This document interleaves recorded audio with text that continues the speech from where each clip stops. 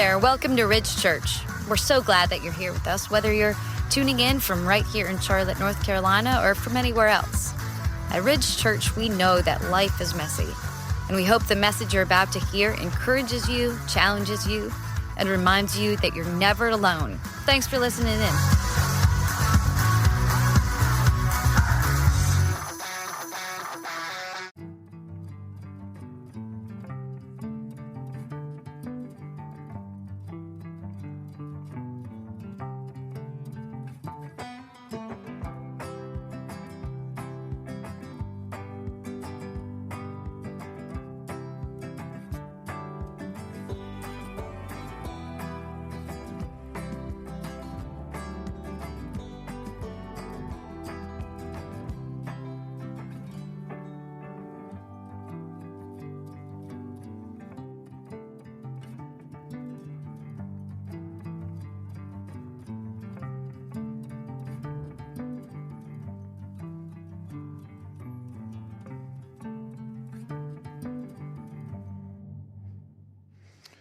All right, so if you've never taken notes in church, this is your moment right here.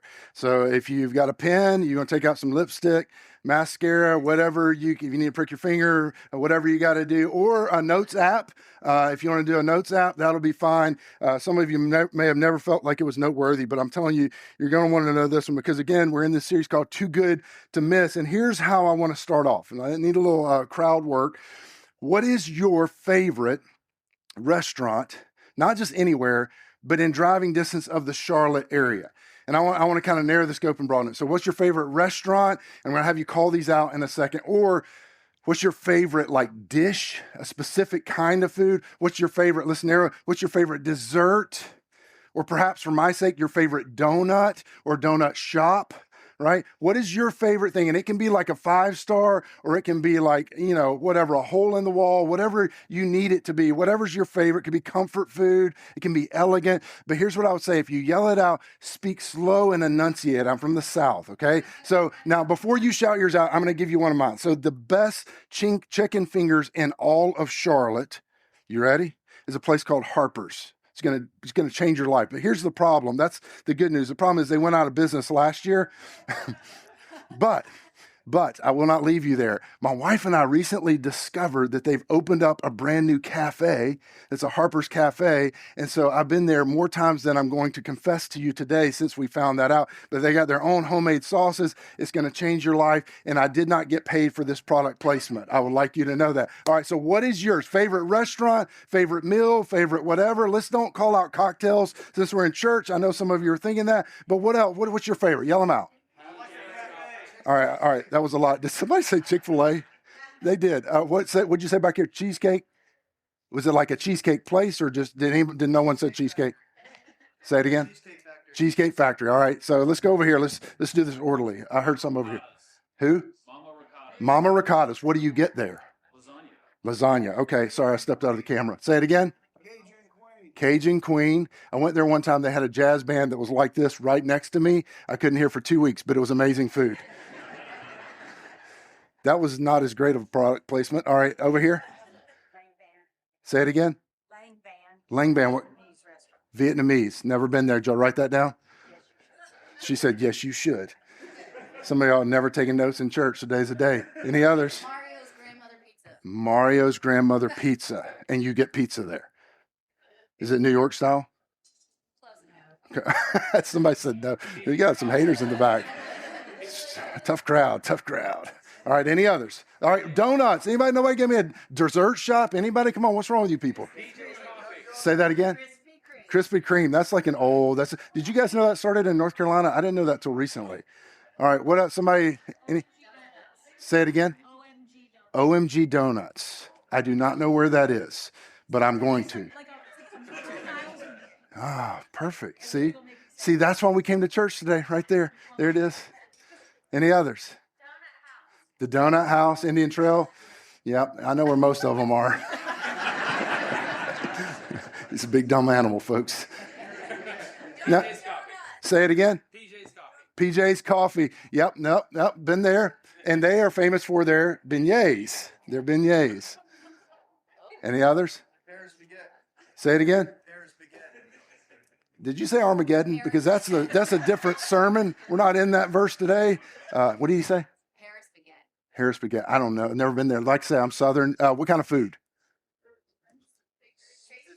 He's like, don't ask me hard questions. I don't know. I just eat what they serve. All right. Now here's what's happening right now. There are some things that have been said here that you've never heard of. It happened for me. They're too good to miss, yet guess what? You've been missing it.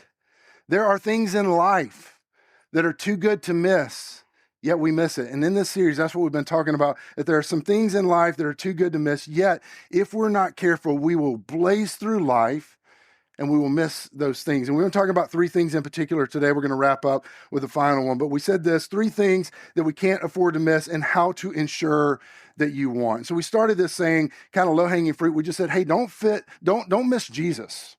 Like, it sounds like kind of elementary, but realistically, within the context of church and for those outside church, sometimes we miss Jesus. Sometimes we get a lot of stuff that kind of seemed like it was connected to Jesus, but it wasn't. Or for some of you, your relationship to the church caused you to miss Jesus. For some of you, you never have been to church, and as a result of that, you miss Jesus. The second thing that we said last week, we talked about this idea, don't miss great, but not great as the world defines it, great as Jesus defines it. He says, hey, if you have power, influence, voice, turn around and give that power, influence, voice to those that don't have it. He said, in my kingdom, those who do that, they become the greatest among us. And so today, before I tell you how we're going to wrap this up, let me just say, this is kind of my caveat. I don't know your story.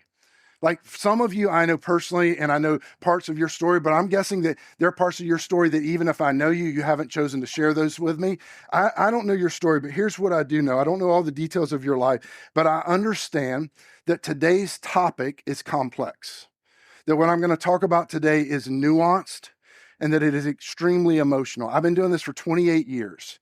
And in the 28 years, I've seen about everything that you can imagine. And I know that this topic can be complicated. And so today I want to talk about this. I want to encourage you, don't miss family.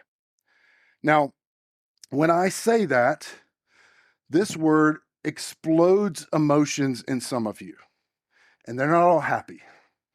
For some of you, you come into this moment and you argued all the way here. You argued all week. You got some relative you haven't spoken to in 15 years. There was heartbreak. There was something that happened, and family isn't ideal for you. In fact, if I say the word dad, for some of you, that is not neutral. Like it explodes something inside of you. If I say daughter, I say uncle. I say all these different relatives. Like if I start to name them, a brother, a sister, these are not neutral. Husband, wife, ex-husband, ex-wife. It's not neutral because it's complicated and it creates something in us. And here's what I would say, family, and I think you guys would agree with this, family is one of the most rewarding things we can ever experience, but it's also one of the most complicated. One of the most complicated realities and constructs in our world. So I want to begin by framing two categories. We're gonna cover a lot of ground today. We're gonna keep it moving, but I think today again is going to be helpful because there's not a single one of us that this is not relevant to in some way, shape, or form. But I want to give you these two categories. There's ideal and there's real when it comes to our family structures and the way we think about really just life. And here's what I mean. Ideal is what you prayed for. Ideal is what you hoped for. It's what you envisioned.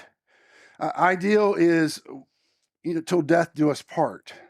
Like that's what you thought. That's the way you thought it was going to go. Yet some of you are sitting in a reality that's not ideal. Ideal is I'm going to move through the ranks. I'm going to get the job. I'm going to get the raise. I'm going to get to move to the city I want to live in. Things are going to go the way I think. Ideal is I'm not going to have any health problems.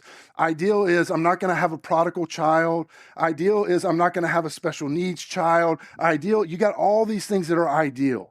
And for some of you in the room, ideal is still possible in relationships and in life. And I would just tell you, pursue it.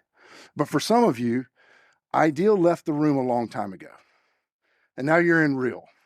The ideal marriage left. The ideal health situation left. The ideal family unit left. And you're left with real. And you're left trying to put the pieces of the puzzle back together. And you may feel as though this isn't possible and this is the only shot that you have left. And so I want to talk to both of those today. Now, maybe this will be encouraging to you, maybe a little bit eye-opening, but did you know that there are no perfect families in the Bible? Like, this should encourage you. Like, let's just start at the beginning. Adam and Eve, like, they literally, their family introduced sin to the world. Like, imagine being at the company picnic with Adam and Eve. Like, so what do you guys do? Oh, well, we introduced sin to humanity. How's it going? It's going great. That's awkward, right? Like, it's like, let's talk about something else. All right, well, let's talk about your kids. Oh, it's, well, one of our sons murdered the other one, but we're in counseling. It's going okay. Like, think about, here's another one. Think about Abraham. He was to be the redeemer of his people. Yet there was a scenario where his wife caught the attention of Pharaoh, the most powerful person in the land. He said, she's really pretty, your wife. And he said, oh, that's not my wife, that's my sister. But it wasn't his sister, it was his wife. Pharaoh says, oh, that's great. I'm going to give you some gifts and I'm going to put her in my harem. That's not an ideal family unit. There's way more to that story. You can read that on your own later. There's Joseph. If you know that story, some of you didn't grow up in church, but this guy, so the story starts with his brothers are jealous of his dad because they have different wives. Just hold there for a second. There's different wives and their mothers are different.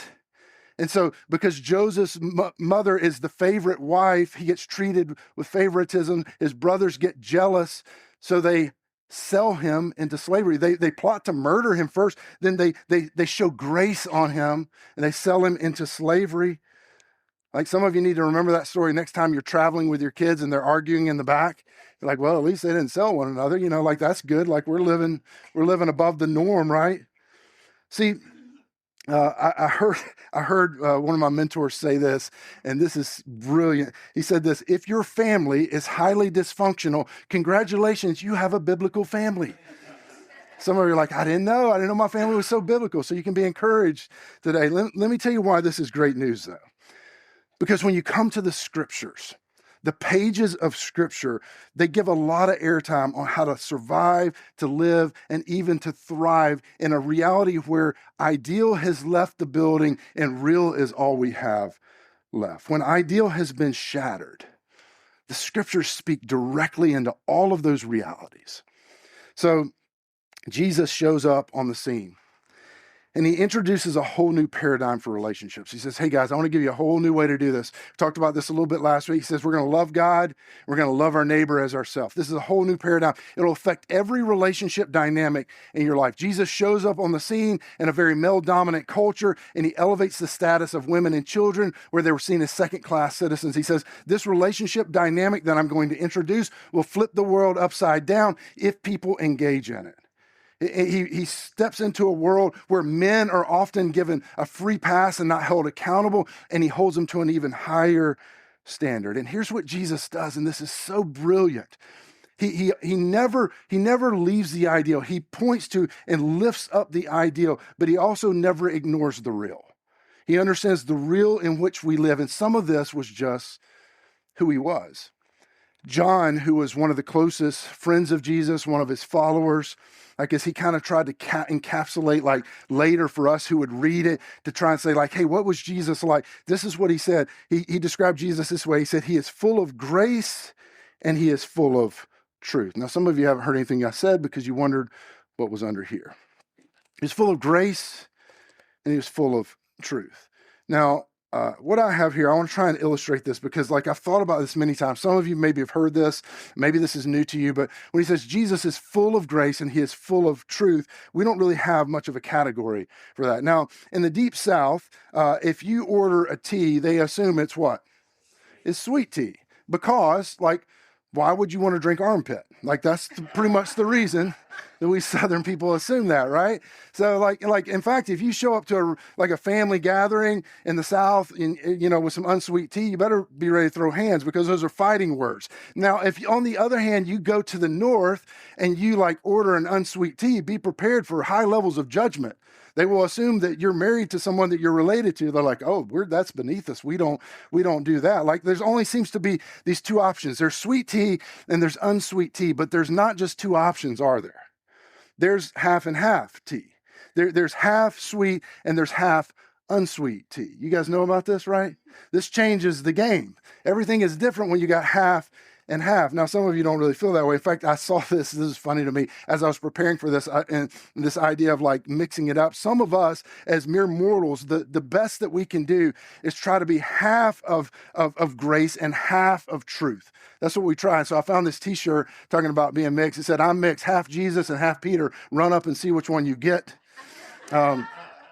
Now, if you didn't grow up in church, that's a church joke. You need to go back and read about Peter, and it'll make more sense. But this is kind of how we think. So there's truth, and there's grace, and we think to ourselves, I want to be, the best balance of these two that I can be. But here's what's true of you, and here's what's true of me. We have leanings. Some of you, like you're more of a truth person. I'm just telling the truth. Some of you are grace, you're a bleeding heart, and everything needs to be forgiven, even stuff that shouldn't be forgiven. It's like no accountability, high truth, high grace. You have a leaning. And in fact, if I were to have everybody in the room stand and have all the truth people go to one side and grace people go to the other side, most of you could figure out very quickly which one you are. If not, ask the people around you, they know. So there'd be a few of you are like, I don't know, but most of you would know. In fact, some of you are like, I'm all for that exercise because then I can know which people I want to hang out with, right? He's like, I want to find my truth people. I want to find my grace people. And here's why. We tend to lean in the direction of what we are. In fact, you want friends that are like you in this because they actually reinforce your echo chamber. You want a church that is like you are in this. This is kind of what we want, right? Except for this. Here's the one difference. When it comes to truth, even the truth people usually want grace coming back at them. We like to deliver truth, but we oftentimes don't want to receive truth because oftentimes we just want someone to kind of reinforce what we've already decided. We want someone to kind of tell us the thing that we're doing, to affirm what decisions we've made. We want them to join our narrative, not challenge it. Listen, I don't want somebody challenging my narrative. I think I've already figured it out, right? So we tend to have these groups that lean in the direction that we do. But then Jesus comes along, and he's not like half and half. He's not half grace and half truth. That's how we think about it. He is literally 100% of both. He's 100% grace and he's 100% truth. And that is mind-blowing to me because I'm just trying to figure out how to be half and half and sometimes just 20% and 80%. Like I'm just trying to figure it out just like many of us are. But here he is, grace, 100% grace and 100% truth, which means he never dumbed down truth, but he never dialed down grace. And then here's this super challenging thing. Jesus looks at his followers. This is the construct. And he says, hey, follow me. I want you to follow me. This whole idea of love God, this thing that he's introduced, love God and love your neighbor as yourself, this idea of truth and grace, the embodiment of it. He says, hey, you guys be like me and go do these things that I'm doing. To which you go, well, half and half is maybe the best I got. And this is the beautiful thing. When Jesus invites us to follow him, it's starting from the place that you are. So some of us, let me just be real honest. You need today to experience a little more grace. In fact, the reason you've got the church or Jesus or God stiff-armed is because you haven't experienced enough grace. Some of you today, you need to experience a little more truth. You've gotten real comfortable doing things that are hurtful to you and hurtful to others, and you want grace, but what you need is somebody to draw some lines in your life. Let me say it this way. Some of you need to deliver more grace. Well, Chris, I'm a truth guy. Jesus said, follow me, I'm both. Some of you need to deliver in your life a little more truth, a little more grace. For some of you, you have things that you haven't said them because you're so afraid that it'll disrupt the relationship, but it's true and it will help them. All grace, all truth, that's often us. 100% grace, 100% truth is Jesus. And he says, from wherever you are, I want you to pursue these and recognize that this is who I am. And this is what Jesus, when he enters us, when we become one with us, this is one of the things that starts to transpire in our life is that we hold this tension. We will never get it the way he does, but we hold this tension. So I want to look at just one example. I'm going to cover a couple of passages today. I'll move fast through them. But I want to give just one example of this in Jesus' life. There's tons of examples. This is one that if you've grown up in the church, even if you've been here at this church long, I preached on this passage many times, so I'm going to give a little bit of an overview. But it's in John chapter 8. The Pharisees, who were the religious leaders of their day, they're trying to set a trap for Jesus. And so they've dragged this woman out that's been caught in adultery. Now, if a woman's been caught in adultery, that means there's also a man. There was two, it takes two to tango, but they are not interested in true justice. And again, this was a culture where they tended to excuse men and they would hold women accountable. And so they bring out this woman, and it's a trap. They know it's a very clear-cut answer in the law of what should happen to this woman. So they think we've got Jesus right where we want him, and there's no way he can get out because he is. They want to revoke his power and the authority that he has with people. And so they bring this woman out, and they're like, Jesus, what should we do? And if you know the story, Jesus quickly dismantles all of these men, these religious leaders, holding their truth rocks. They're like, man, we got some truth. Jesus, we need some consequences. Jesus, what are you going to do? And Jesus makes a statement, hey, whoever is without sin, throw the first stone. And slowly these men file away. And if you know the story, these men all end up leaving. And all that's left is Jesus and this woman and a few of Jesus' disciples watching, going, oh boy, what's going down next? And in that moment, the scriptures tell us that Jesus bends down and he begins to write something on the ground and draw on the dirt with his finger. And this is what he writes in the dirt. He says, whenever I'm about to do something, I think, would an idiot do that? And if they would, I do not do that thing. Some are like, that doesn't sound like Jesus. That's because that was Dwight Schrute that said that. Also words of wisdom. We don't know what he wrote. The scriptures say we don't know. We don't know what he wrote. It's just left to our imagination, but I've often wondered. I wonder if he wrote the word grace. And I wonder if he wrote the word truth in the dirt. I wonder if he said, hey, listen, this is my way. Grace is the word charis. I named the middle name of our daughter. This is it. This is undeserved favor, an undeserved gift. This is grace. Maybe the word truth, aletheia, but we don't know. And then he stands up and he asks this question. He says, where are they? To this woman, has no one condemned you? Like all of them are gone. So where are they? Has no one condemned you? Like this is the moment. There's no one left to condemn you.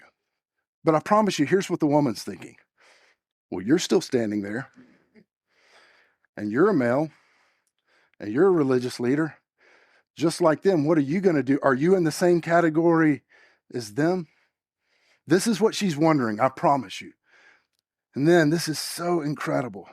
Jesus looks at her and he says, neither do I condemn you.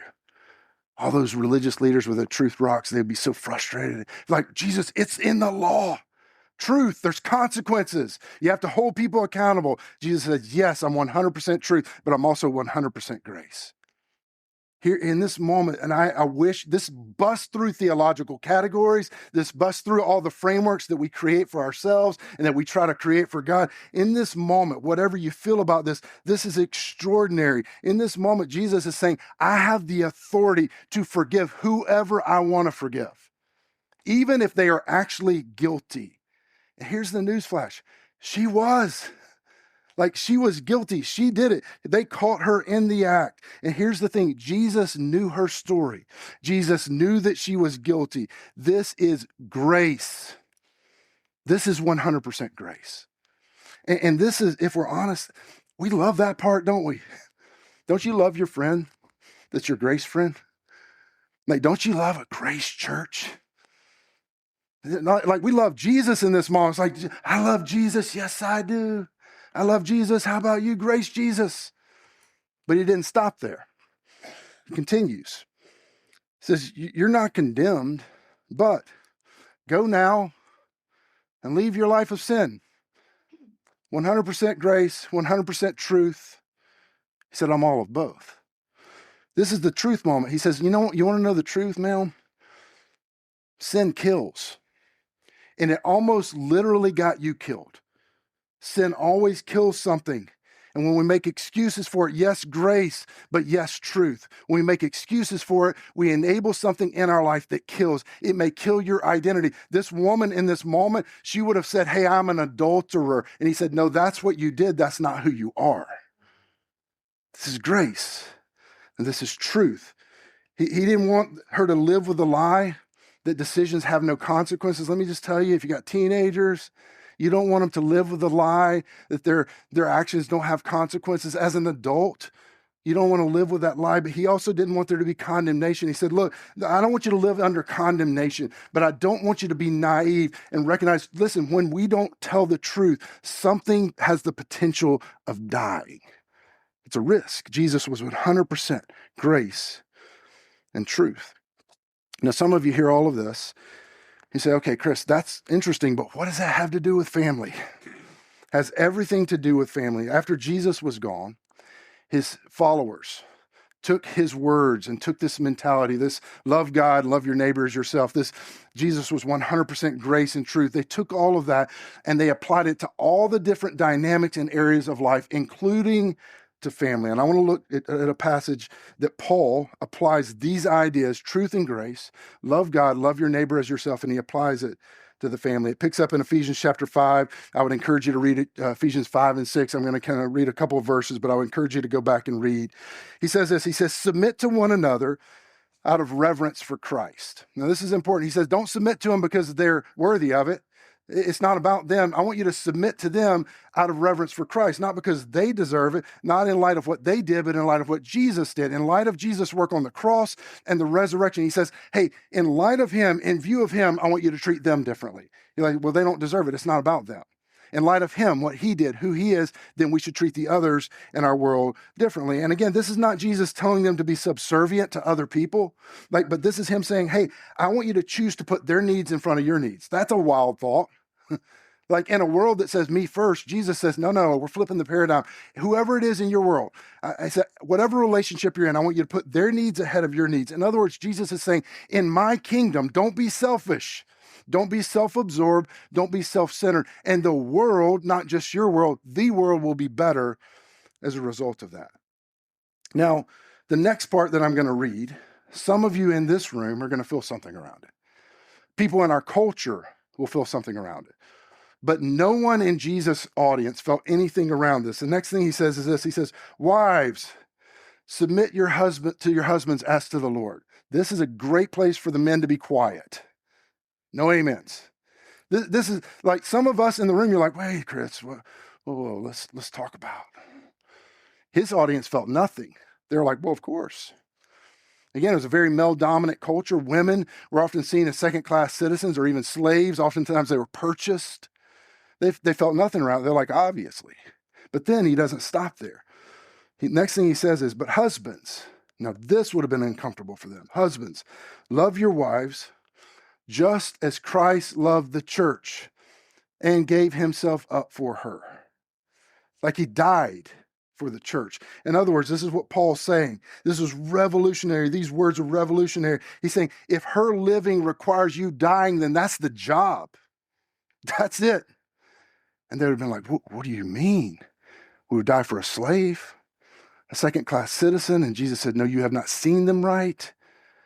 This is how it works in the order of God. I love how Andy Stanley says this, one of my mentors from a distance for many years. He summarizes it this way. He says, Christian marriage is a submission competition. Whew, that'll change everything.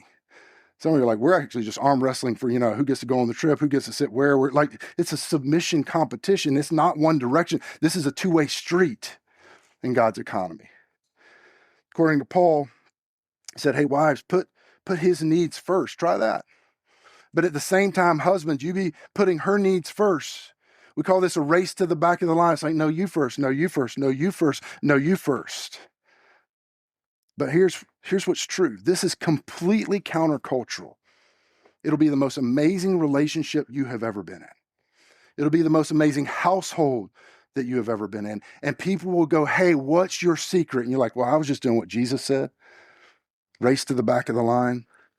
In a me-first culture, this is radical, but it works. I want to turn a corner. He says something similar to parents and kids. Now, I want you to raise your hand in the room if you have parents.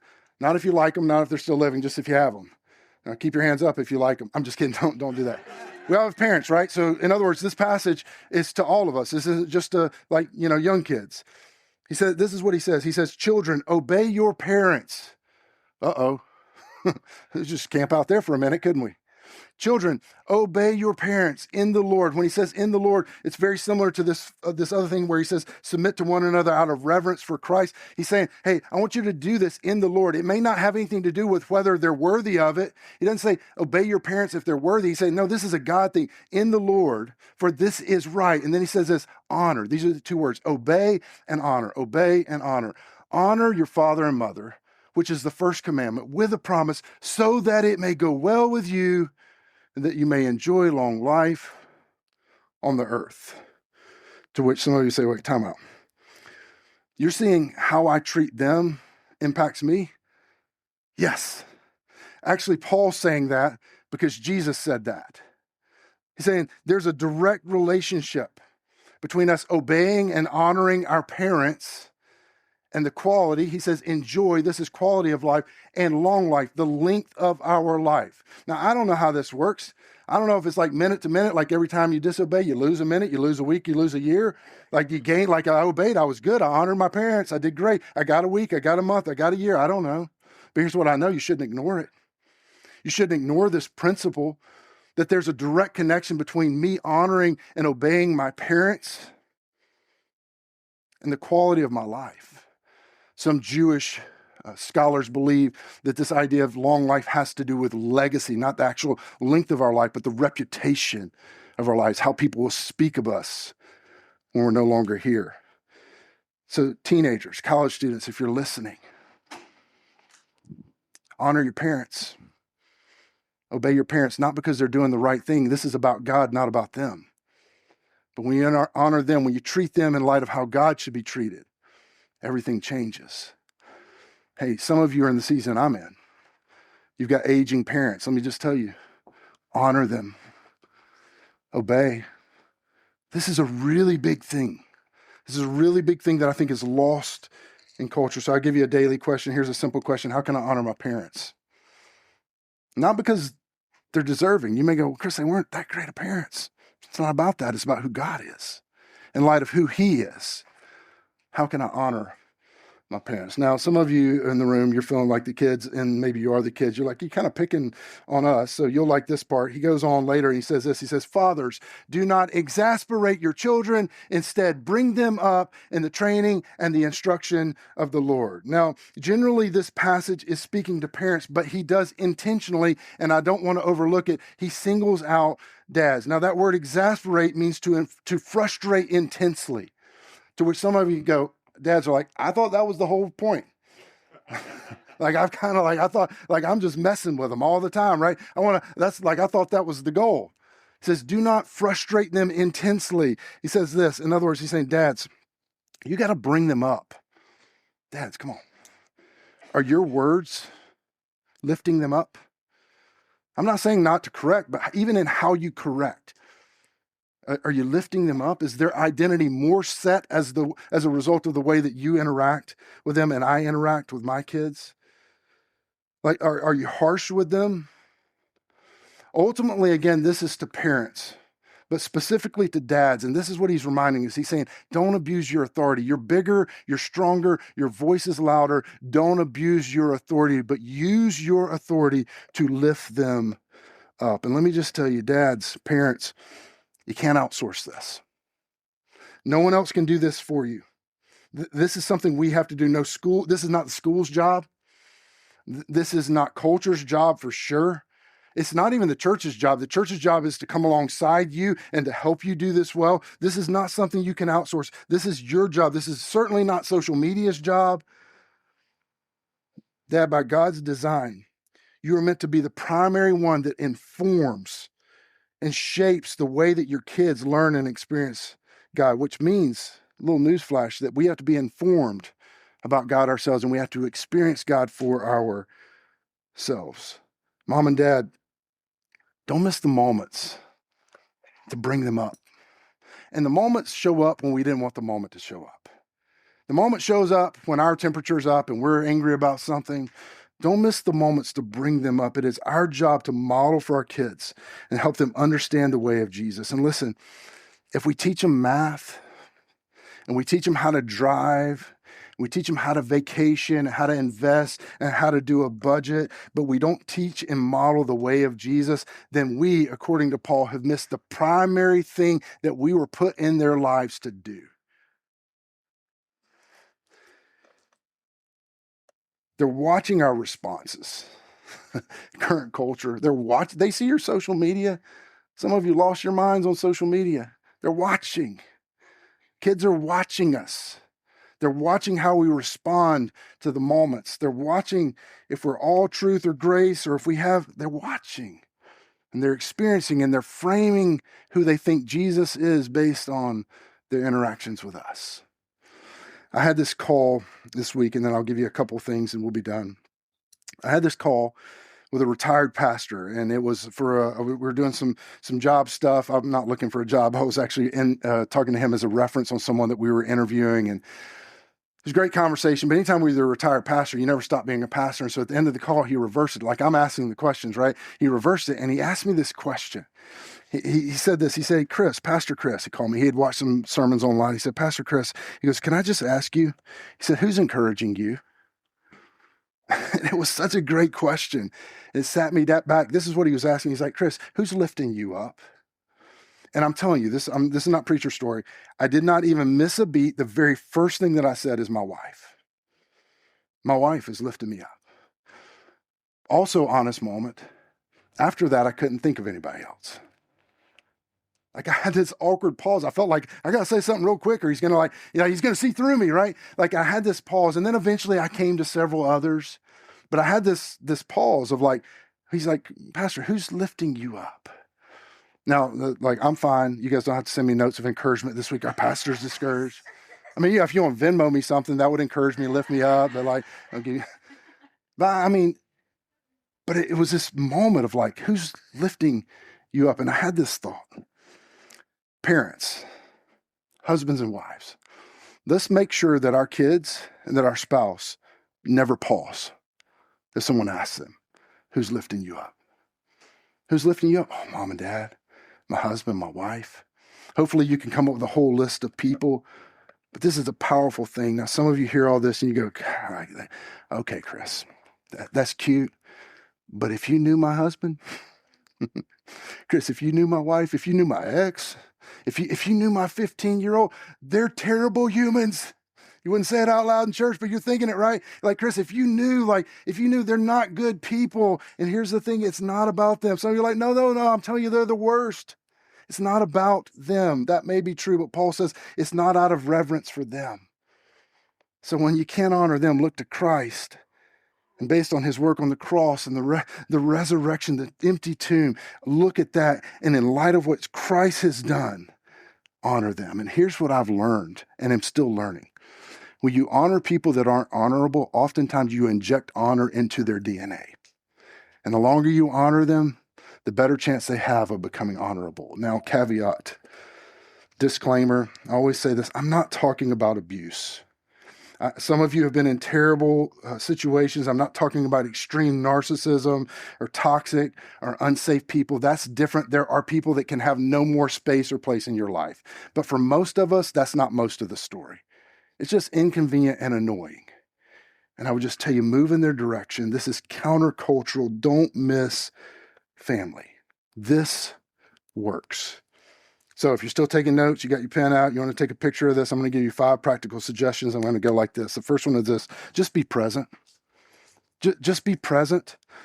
Like, don't get so focused on the future or your kids accomplishing or them getting the scholarship or making the team or whatever. Like, they're just kids. Don't miss the moment. Don't get so focused, mom and dad, on providing that you forget to be present.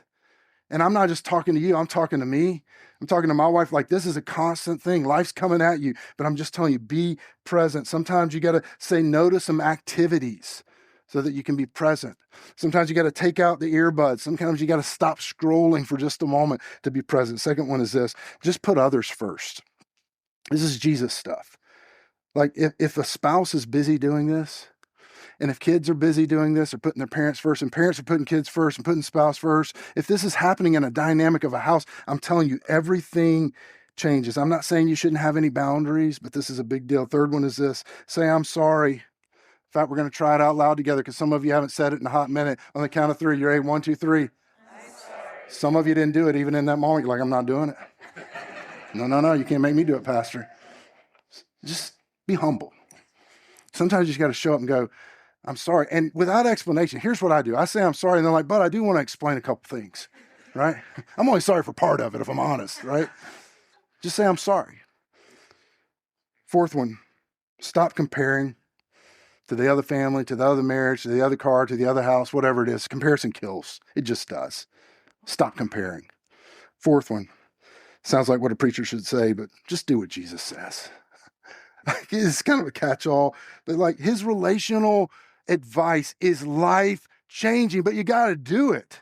Like, I've got to do it. It's not hard to understand what he said today. I didn't tell you anything today that your mind couldn't wrap around, but some of this stuff is really hard to do. And so I would just tell you, you got to first know what Jesus says. So read what he says, learn, and then do it. But whatever you do, don't miss family.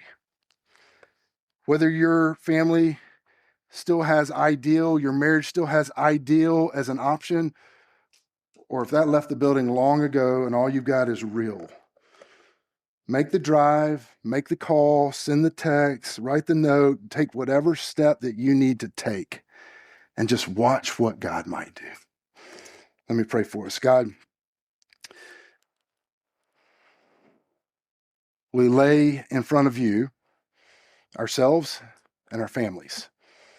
Father, I think if we as your followers, those of us who call you our Savior, if we could just get this piece right, the world would take note.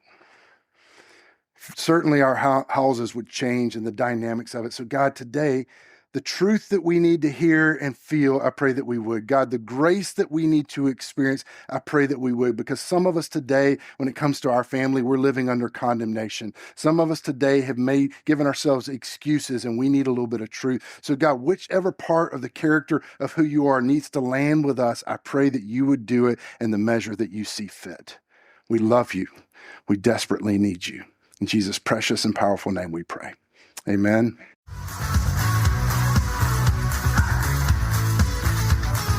Thanks for listening today. If you're in the Charlotte or Matthews, North Carolina area, you're always invited to catch us online or join us in person at one of our 2 service experiences, 9:30 and 11 a.m. in the Ridge Auditorium, or streaming live to our cafe venue.